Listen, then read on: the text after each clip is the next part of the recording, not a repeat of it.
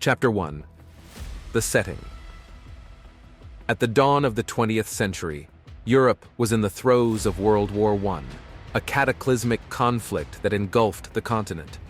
Among the war's numerous fronts, the Italian front stood as a daunting theater where Italy battled against the formidable forces of the Austro-Hungarian Empire and Germany.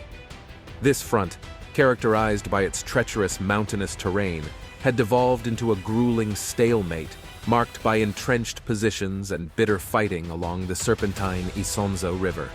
Soldiers on both sides endured harsh conditions, extreme weather, and almost constant artillery shelling. Chapter 2. The Central Powers Plan. In 1917, the Central Powers, under the strategic guidance of the brilliant German general Erich Ludendorff, hatched an audacious plan to break the deadlock that had plagued the Italian front. Their grand strategy involved launching an all-out offensive designed to catch the Italian army off guard.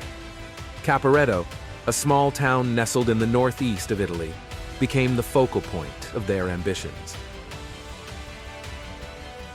Chapter 3. The assault begins. The fateful day arrived on October 24, 1917, when the Central Powers set their bold plan into motion. German and Austro-Hungarian troops, armed with cutting-edge infiltration tactics and the horrifying addition of chemical weapons, launched an overwhelming attack. The Italian defenders, taken completely by surprise, found themselves struggling to withstand the relentless assault. Chaos and disarray reigned within their ranks. Chapter 4. The Italian Retreat.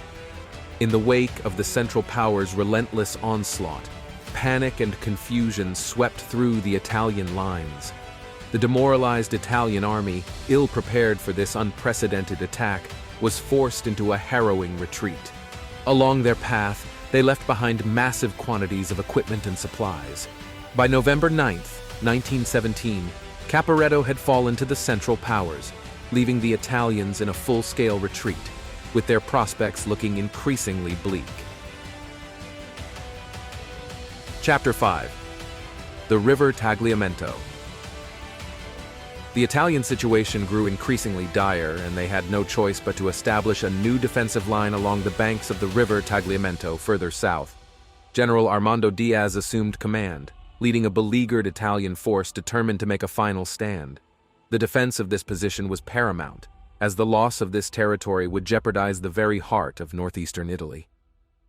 Chapter 6. Resilience and Reinforcements. In the face of adversity, the Italian army exhibited extraordinary resilience.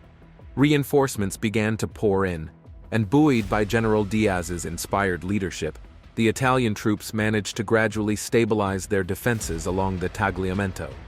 The Central Powers found it increasingly difficult to replicate the swift success they had enjoyed at Caporetto.